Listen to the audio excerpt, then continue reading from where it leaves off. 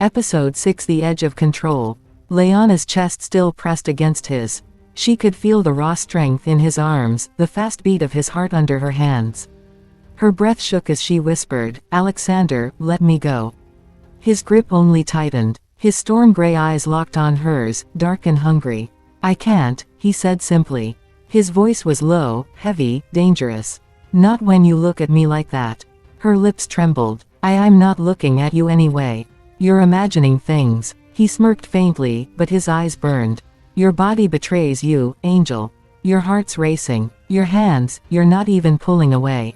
She swallowed hard, realizing he was right. Her palm still rested on his bare shoulders. She should have moved. She should have run. But she didn't. Aleksander leaned closer, his lips brushing near her ear, his breath hot on her skin. "Do you know how hard it is to stop myself from kissing you right now?"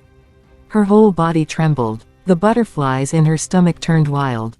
Then why don't you?" she whispered before she could stop herself. The question stunned even her. Aleksander froze for a moment, then pulled back just enough to meet her eyes again.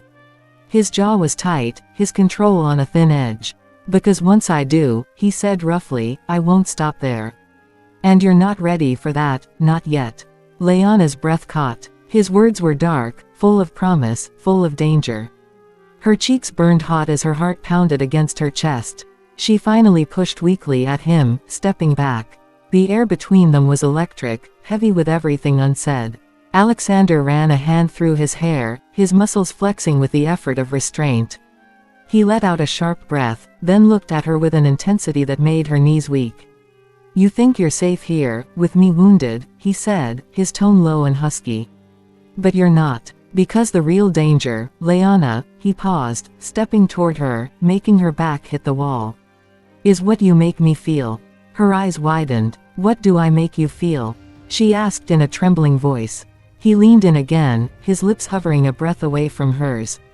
His answer was raw, whispered like a vow. "Mine." The word sent shivers through her entire body. Layana closed her eyes, torn between fear and longing. When she opened them again, Aleksander had already stepped back, his face shadowed, his control locked tight once more. But the fire in his eyes promised one thing. He wouldn't hold back forever. He turned away suddenly, pacing toward the table where the bandages and cloth lay scattered. His voice was calmer now, though still heavy with the storm he held inside. "You missed a spot," he said, pointing to the side of his ribs. "If you want me alive, Angel, you'd better finish cleaning it." Layana blinked, confused at the sudden shift. "Why you're changing the subject," she whispered, her lips still trembling. Aleksander smirked darkly, lowering himself back into the chair. "Exactly. Because if I don't, I'll take you right here against this wall. And when I take you against the wall harder and harder that you can't walk for a week and your body remember me. I'll mark you everywhere, little dove. You are so tempting and I don't what I do if I touch you I can't hide my desire and monster inside me who want to fuck you harder." His eyes flicked to her one last time, sharp and dangerous. "And I'm not going to do that. Not tonight." Layana's knees weakened at his words.